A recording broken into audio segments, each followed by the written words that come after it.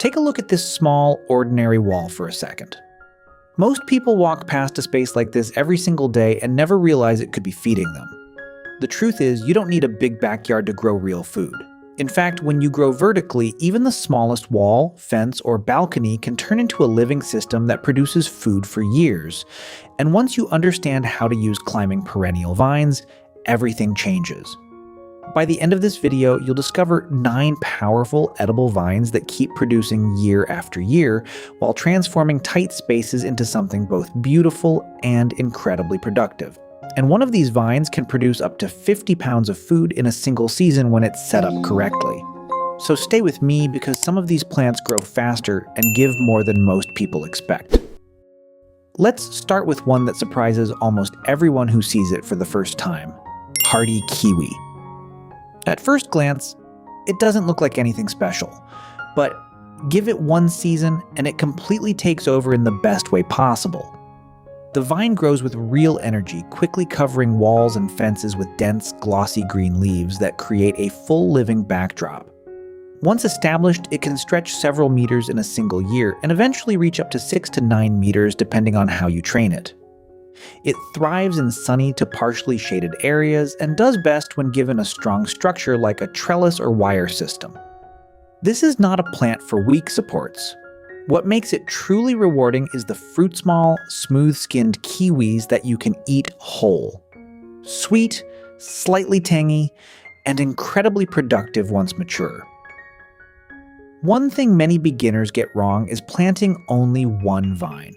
Most varieties need both male and female plants to produce fruit.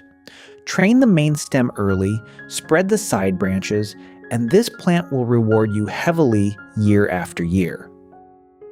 Now the next vine is smaller, but it gives you something different: color, beauty, and food all in one. Scarlet runner bean. This is one of those plants that feels alive the moment it starts growing. Bright red flowers stand out against the green leaves, attracting pollinators and adding movement to your garden. It climbs quickly, reaching around 2 to 3 meters in a single season, but stays light enough for smaller trellises or simple supports. It grows as a perennial in warmer climates, and even where it doesn't, it still produces generously. Almost every part is usable: young pods, beans, even flowers. But timing matters. If you let the pods grow too large, they lose their tenderness. The key is to harvest often. The more you pick, the more it produces, turning a simple vertical space into a continuous source of food. And the next vine doesn't just grow food, it changes how your garden looks entirely. Maypop passion fruit. This is one of the most visually striking edible vines you can grow. The flowers look almost unreal, with layered petals and intricate patterns that instantly draw attention. But it's not just about looks. Once it settles in, it grows steadily and spreads with strength, reaching up to 3 to 6 meters. It handles both full sun and partial shade, making it flexible for different spaces. What makes it interesting is how it expands underground, sending up new shoots year after year. The leaves are edible, mild, and versatile in the kitchen. But be careful, this plant doesn't like to stay contained. If you give it too little space, it will push outward and compete with weaker plants. Give it a defined area, and it will reward you with steady growth and a unique presence in your garden. Now, if you want something fast, simple, and incredibly productive, the next vine delivers almost immediately. Malabar spinach. This is one of the easiest ways to turn vertical space into food quickly. The leaves are thick, glossy, and vibrant, catching the light beautifully as they climb. In warm conditions, this vine grows fast, reaching 2 to 3 meters in a single season, and once established in the right climate, it keeps coming back year after year. It doesn't demand much. A simple trellis, some consistent watering, and it takes off. The leaves are the main harvest, and you can pick them continuously. They have a mild, slightly crisp texture that works well in a wide range of dishes, but timing is important. This plant loves warmth. If you plant it too early in cold soil, it stalls. Once the heat arrives, though, it accelerates quickly. If you pinch the tips, it becomes even fuller, giving you a dense wall of edible greens. And now we move to one of the most classic and long-lasting vines you can grow: grapevines. This is not just a plant, it's an investment. Once established, it can produce for decades. The growth is strong and steady, reaching several meters and forming a layered curtain of leaves that provides shade as well as food. Over time, clusters of grapes begin to form beneath the canopy, hidden until they ripen. What makes grapevines special is their versatility. You can eat the fruit fresh, preserve it, or even use the leaves in cooking. But this is also where many people go wrong. Without proper pruning, the vine becomes overcrowded and less productive. Structure matters here. Train the main stem, guide the branches, and maintain airflow.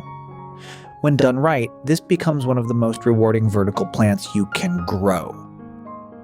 Now, if you want something that grows so fast it almost feels alive, the next one is hard to beat: hops. Once spring hits, this vine explodes upward. Long, spiraling shoots climb rapidly, often reaching 5 to 7 meters in a single season. It creates instant vertical coverage perfect for shade, privacy, or filling empty space quickly. The leaves add texture, and the plant itself has a strong presence. But beyond that, the young shoots are edible and surprisingly similar to asparagus. Later in the season, the cones form, which many people use for brewing. This is a vigorous grower, so placement matters. If you put it too close to smaller plants, it will dominate the space. Focus its energy by selecting a few strong shoots early and guiding them upward. That one decision can completely change how manageable and productive it becomes. And now we come to one of the highest yielding vines on this list: chayote. This is where things get serious.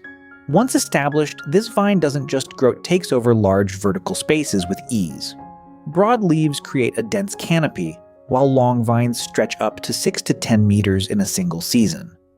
It thrives in warm climates and produces heavily when given enough sunlight and water. The fruit is crisp, mild, and incredibly versatile in cooking. But what makes this plant stand out is sheer output.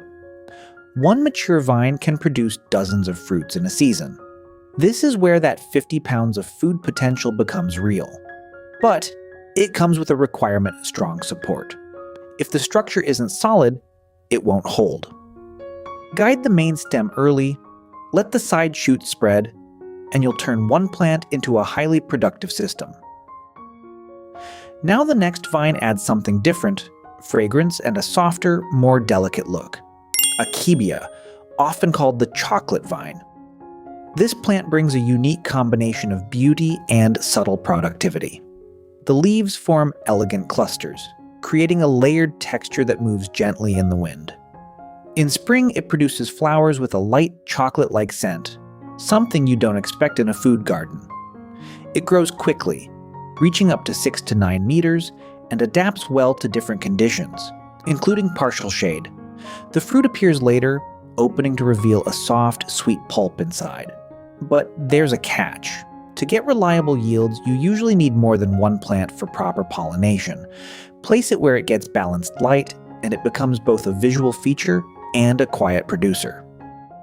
And finally, a vine that's smaller, easier to manage, but still incredibly rewarding: tuberous perennial nasturtium. This is one of the most charming edible vines you can grow in a compact space. It doesn't overwhelm its surroundings. Instead, it climbs gently, reaching around 1 to 2 meters, making it perfect for balconies, containers, or small trellises. The leaves are soft and rounded, while the flowers bring bright shades of orange, yellow, and red into your space. But this isn't just ornamental. The leaves and flowers are edible, adding a mild peppery flavor to meals, and below the surface, tubers form that you can harvest later in the season. It's a complete plant in a small package. Just be careful not to overfeed it. Too much fertilizer reduces flowers and tuber production. Keep it balanced and it gives you beauty and food at the same time. And now that you've seen all 9, here's what most people overlook: The plant itself is only half the equation. The structure you grow it on changes everything. A weak support limits growth. A strong one multiplies it. Light vines can thrive on simple trellises or netting, while heavier producers need reinforced frames, pergolas, or strong wire systems. Matching the vine to the right support is what turns a small garden into a productive one.